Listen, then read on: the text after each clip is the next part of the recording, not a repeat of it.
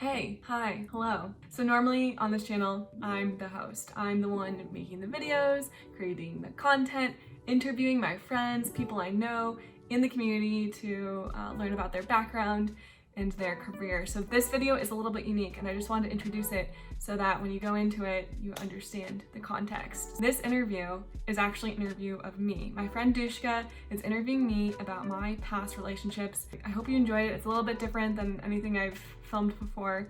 Okay, I have made a video about dating in the past. Okay, one of the most uncomfortable things for me to talk about is dating. I don't want dating to give me anxiety, but it really does. Anyway, it's just a little bit of a different video. Stick around, I hope you enjoy it, and let me know what you think in the comments below. All right, Dushka, take it away. So I'm just going to start, right? Yeah, let's start.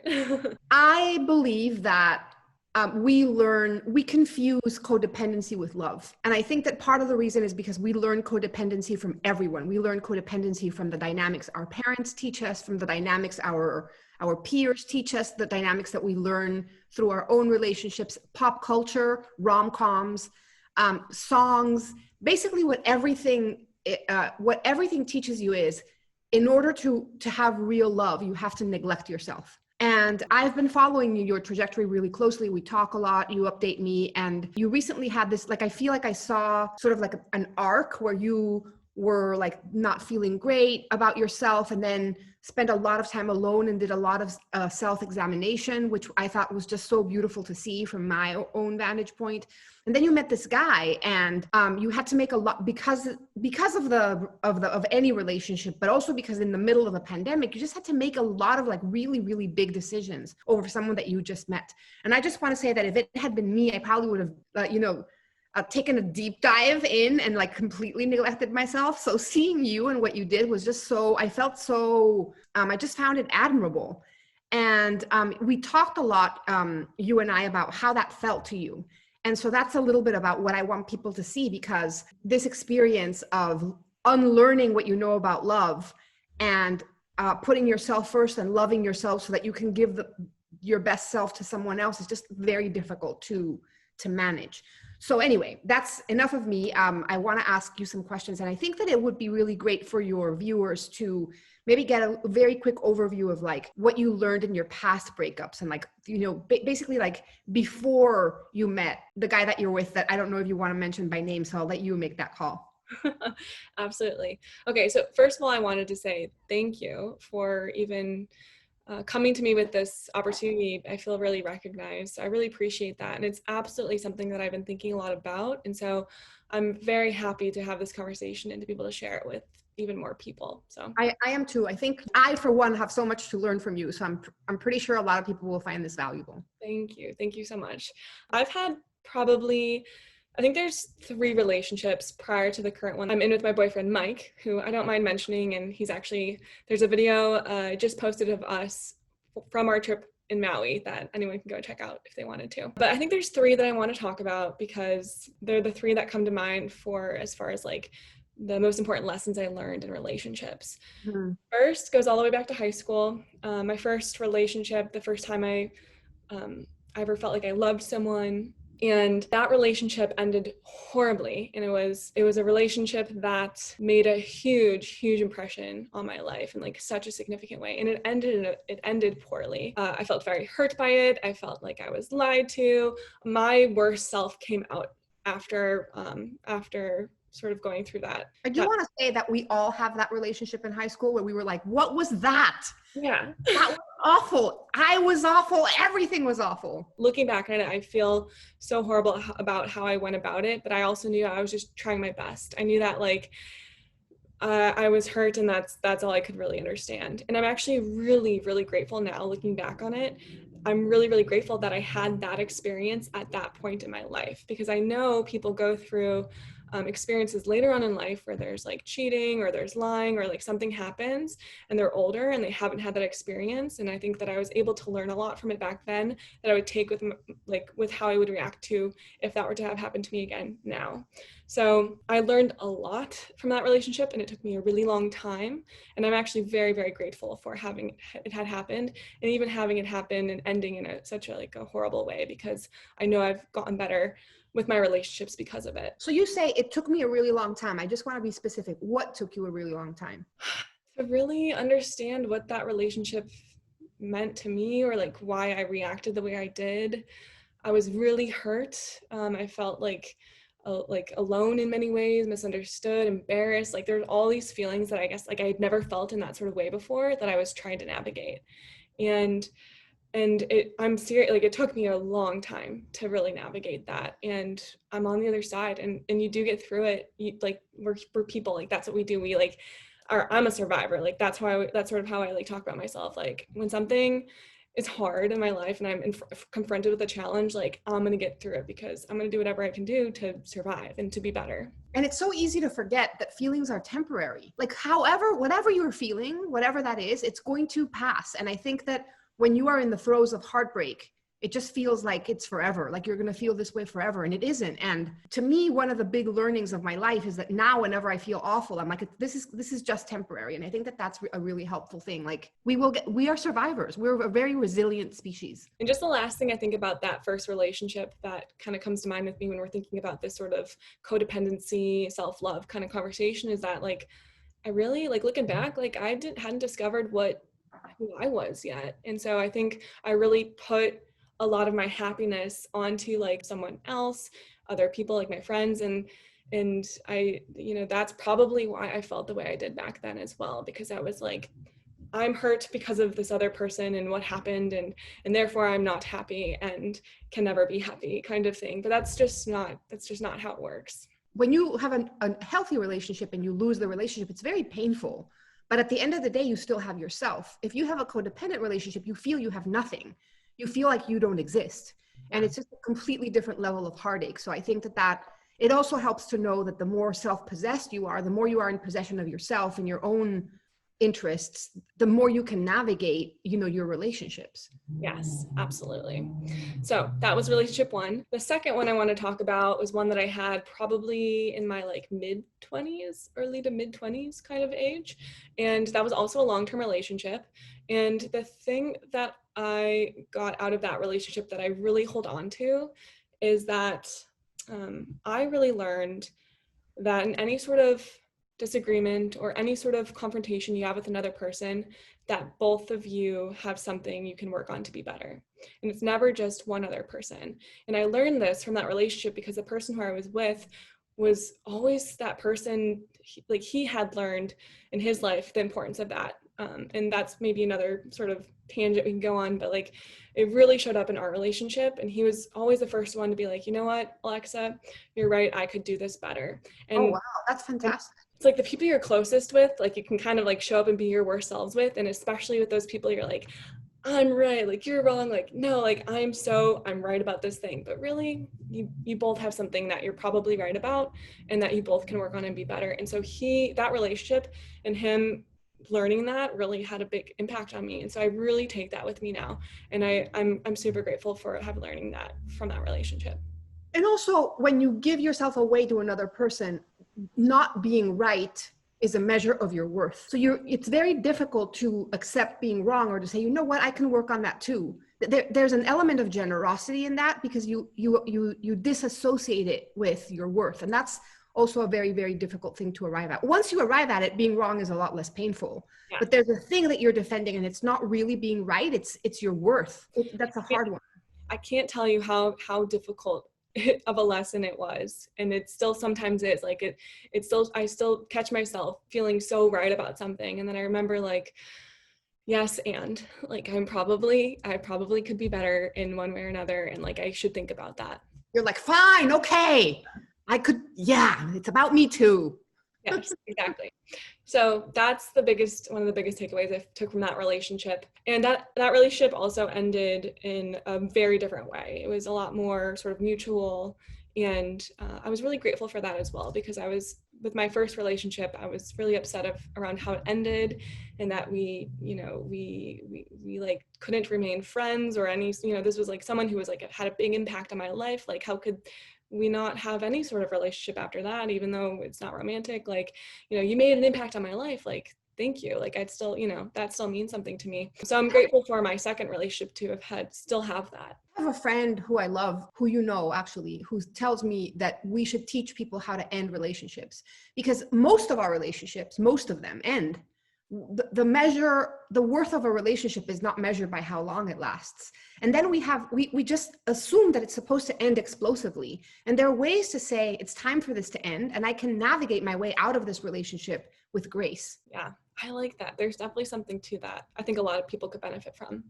My friend who taught me that and who talks about that is Colleen. Oh, really? Oh, nice. Amazing. Very cool. We'll have to talk more about that. We have to invite her to one of these interviews. I would love that. Very cool. Okay, follow up. And then the third relationship was the shortest one that I've been in. And it was probably about 3 months, which I think is a good amount of time to really know if like you click with someone or not. And this person is a great person, a great guy, but just we were clearly not the right match for each other for whatever reason, whether it was personality or timing or like whatever it was just clear to me that we weren't the right match. And the thing I took away from that relationship was interesting because I've never felt so relieved to not be in a relationship with someone before because of how clear it was after we had decided to not be together. It was so clear to me that like it was like I missed all that time I had and like that commitment to myself so much that when we decided to end things, that I was so relieved and happy and excited to like get to spend more time with myself kind of thing. So, and was this an issue of compatibility? Yeah, I think so. Like he was a great guy and there's someone right out there for him, but we just like weren't right for each other. And that's super interesting because you're like, we're not right for each other, but I like him. So that's kind of hard to reconcile. But also I'm supposed to want to be in a relationship and I actually want to be alone and I don't know what to do with that. Yes. It's super confusing.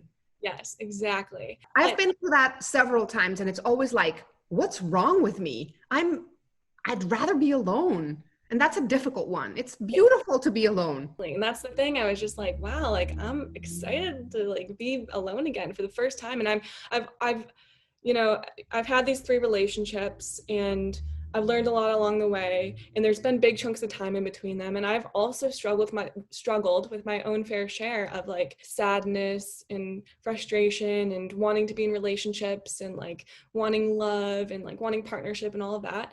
So that's definitely been a part of my journey as well. But so like, I'm sorry to interrupt you, just that this is super important, I think, to everyone, that a very important part of you and your personality is that you always want to be better. Like you're doing, how can I improve? What can I read? What new thing can I learn? How can this maybe hurt less? Like a lot of the videos that you post are related to like everything from these are the books that I'm reading and this is the self-help thing that I'm doing. And this is how I'm going to like, I don't know, learn how to make matcha. Like at every level, there's I want to put myself in a better place. And I think that that's in effect, that's a process where you are getting to know yourself. Yeah, absolutely. And I've learned to love and enjoy that so much. So it's a huge... I find that incredibly admirable and I find it wonderful. And part of what makes me like just such a fan of you is that I have that, but it took me way longer. I think that maybe you saved yourself 20 years.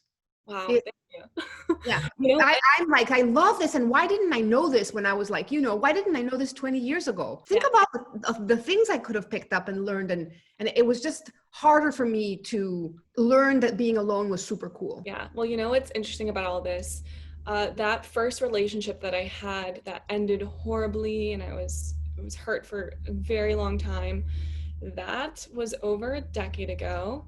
It was, like when I was a teenager still, and I still now looking back on it, I'm so grateful for that experience because I think of how I went, like how much I thought about it and how much it affected me. And I like took that with me and sort of like, I went through a lot of pain, I guess. It was a painful experience early on. And I think that I was able to take that and learn from it and be better. And so here I am now where I feel like I'm at a really good place with myself and my relationships, but it took a ton of work and a ton of time. I know I would never wish that onto anyone else. I would never wish someone to like go through that experience that I had, but like, I mean, it helped me a lot. Well, I've been a witness to some of that work, and I know that what you're saying is true, and that's why I think that it's sort of been it's almost been like you've been dating yourself, taking yourself out to matcha and just like thinking through things, even though you're very, very extroverted, which is also so hard because I really like being alone, but in part I'm just needing to recharge, and you're just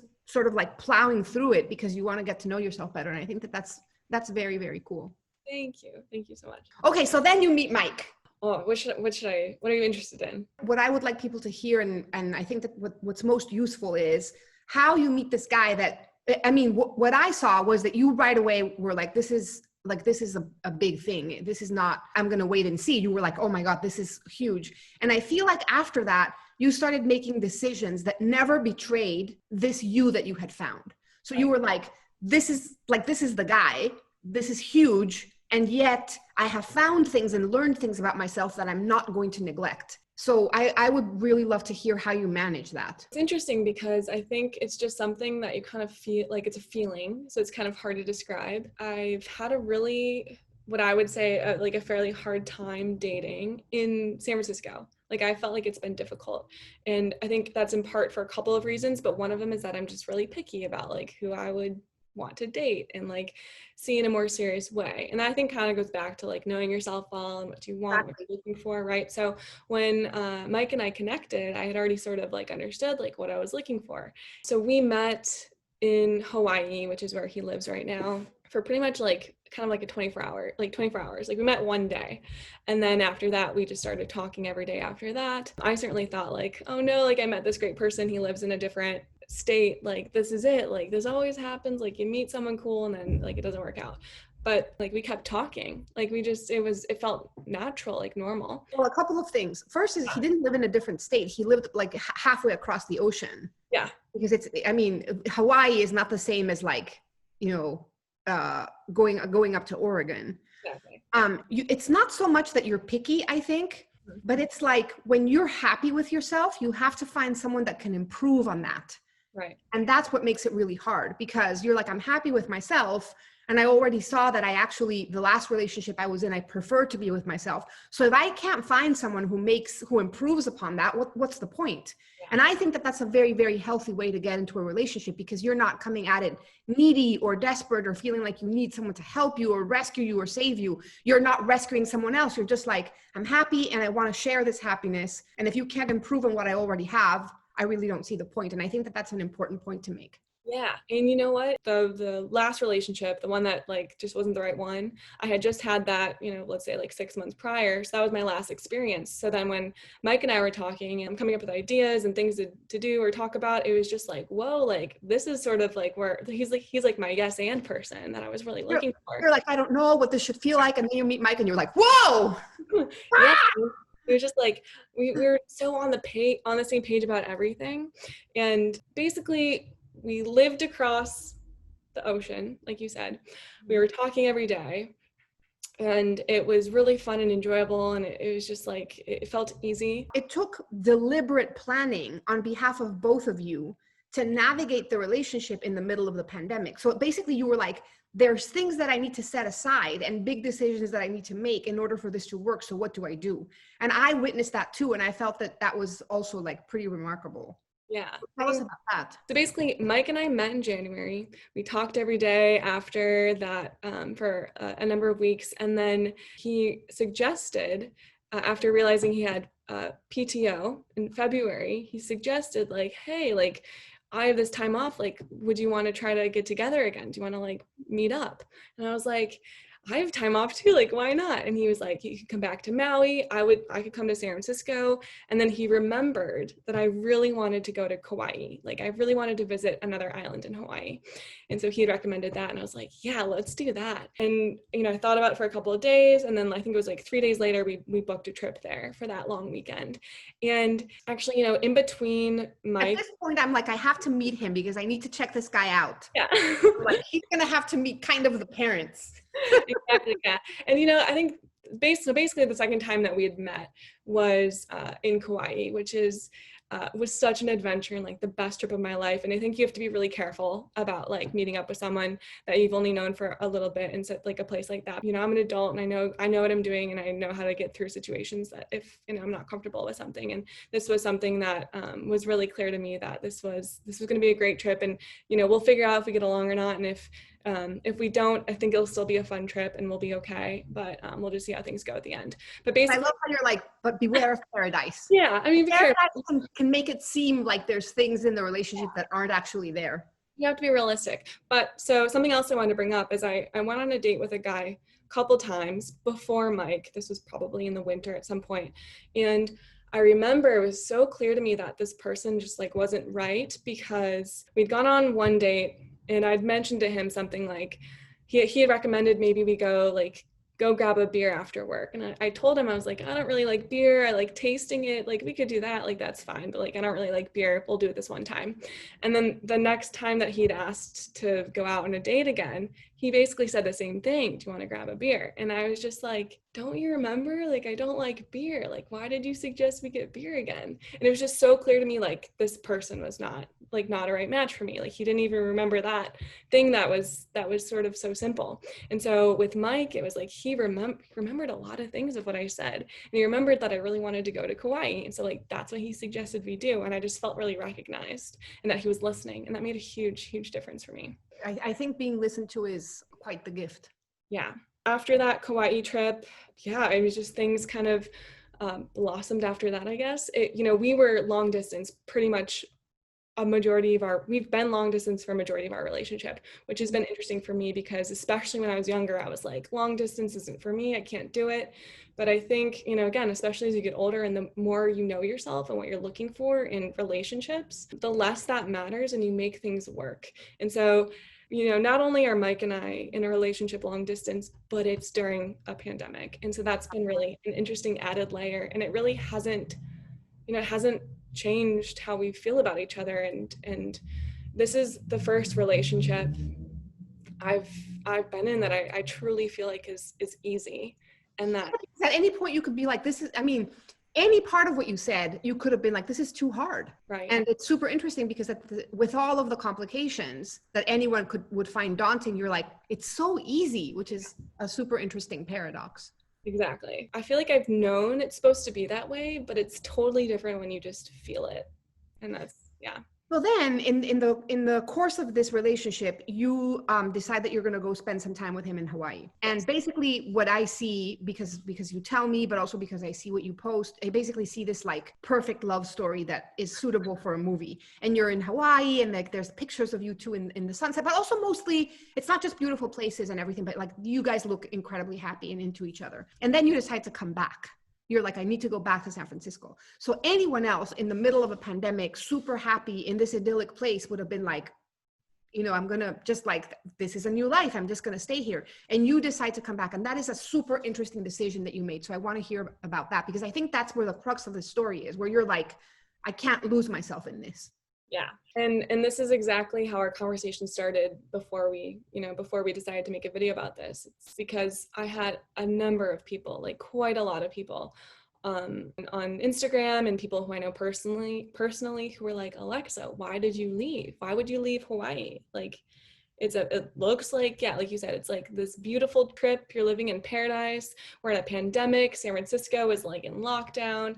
Like, why would you leave? And I found myself having kind of a hard time, like trying to explain myself to other people because I think a lot of people don't understand what I've got going on for myself here that I've really designed. Like I've designed my space and I've designed, been like really intentional about like my routines and like what I'm trying to do, both personally and professionally, that I wanted to come back for. And actually, I think what's interesting about recognizing that is that it's come out because I've started a YouTube channel and I've learned that I love telling stories and I love making videos and creating content. And then I realized while I was there that I love this. And I'm so grateful that I'm able to be with Mike for these 2 months working while I would not have otherwise been able to do that because my office is in San Francisco. That I've loved and thoroughly enjoyed that experience, but I knew that I needed to come back and I wanted to come back if I was going to maintain the momentum I've got going with my side project work. And I kind of like yearned for that as well. Like I love that. I love both things. And so I came back. Yeah. And what another interesting point that I want to highlight, because it's important, is that you, as you move through your life and you get to know yourself better, you start realizing that you don't need to explain yourself. You don't need to explain the decisions that you make. But a lot of people who feel like love means choosing the other person first all the time, and I don't think it's a choice. I think that both things can coexist. But basically, what you tell me is, I feel like I love Mike, and I feel like I chose a career over love. And I was like, I don't think that that's what you're doing at all. But to me, what's really interesting is that continuously choosing to make space for yourself and for who you are, which is exactly what keeps the relationship healthy, feels like you're doing the wrong thing. And that is fascinating, because we constantly have to do counterintuitive things when what we've learned is wrong. And what we've learned is to abandon ourselves for the relationship. And then the relationship suffocates. Well, what's interesting about this part of the conversation is that basically what happened was I left Hawaii, and the whole day I was like an emotional mess. I was so like uncontrollably sad at the airport, on the plane, after I landed, like very emotional, like the whole time. And I was really sad, like about leaving. And at the same time, like I knew I needed and I wanted to come back, because I have all this stuff that I love about where I'm at here. And I knew that I wasn't choosing work over love. Like I knew that like logically, but it was still hard to like not feel that way. Sometimes making decisions that we have to make for a better life are sad, and they imply loss, and they imply having mixed feelings on things. But I think that under the loss and under the sadness, there's a very distinct, I know I'm doing the right thing, even though it feels awful. And I think that that's also really important, where a lot of people, I describe that as noise, when a lot of people are saying, but why, but what are you doing? And you're like, I know this might not make sense to you, but I know that I'm doing the right thing. And it's very difficult to know that you're doing the right thing until later, but then you come home and you look at your space and you're like, I'm here and this is what I needed. And it's important to me. Yeah. And you know what's interesting about what you said too is like, it's not really like a work versus love sort of decision, because sure, like the physical thing of what I'm doing is work, but it's really about self. 100%. That is the most important thing. And I think that when people advocate for codependency, they find what you did selfish. They're like, this is selfish. To choose yourself is selfish. But it's unhealthy to lose your identity. So basically, you can't be in a healthy relationship if you don't think of you first. And that is very different from being selfish. It's almost like the opposite of selfish, because it's like, this is what I need to do in order to love without bitterness, without resentment, without anger, without feeling like the other person isn't giving the same thing I'm giving. Like it's hard. It's really, really hard. Yeah. And I think what's most important, what I would really love for people to take away from this conversation, is that you really, really do need to love yourself first before you can be in a relationship with someone else, because being in a relationship is like this great realization that someone else exists, and that it's not just about you anymore, but you have to know yourself really well to be able to open yourself up in that sort of way. And I'm glad I had those relationships earlier on in my life, and I'm glad I had that one that like turned out horribly, because it really enabled me to get to know myself a lot better. And especially it was after that second relationship, even though it ended and we were mutual about it, I left that relationship and was like, I need and I want to work on myself. I'm going to give myself that time and try to just learn to love. It's not like love being alone, but like learn to love just hanging Being with yourself. Yeah. People tell me, you're alone a lot. And I'm like, I'm not. I'm with me. Yeah. It's completely confusing. Yeah. I'm super good company. Yeah, exactly. So yeah, that's been like one of the greatest realizations I've had up until this point in my life is about relationships. So tell me more about your YouTube channel. Yeah, I love making videos. And the way I make videos is I usually try to like start with a story. And I like to do that because I think a lot of the time the videos I make are really just a way for me to better understand something in my life. But what I really love is that it enables me to connect with other people.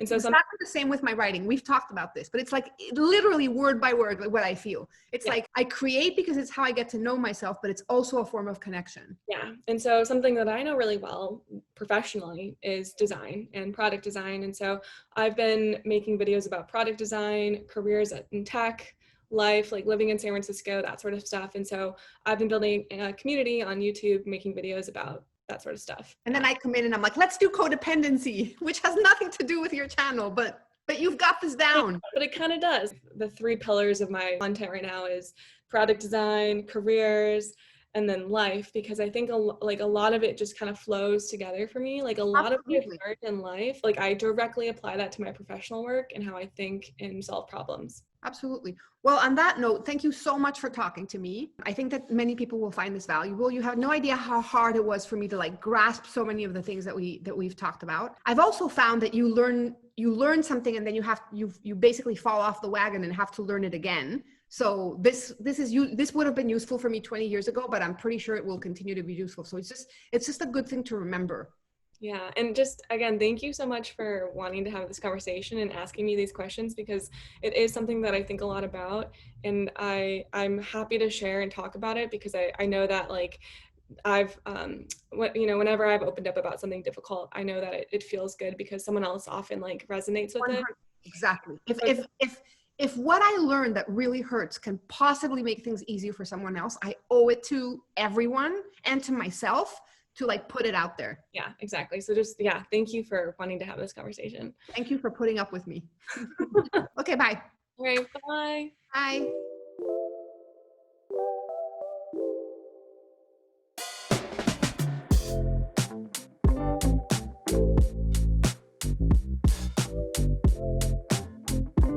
Oh, shoot. And that's Mike.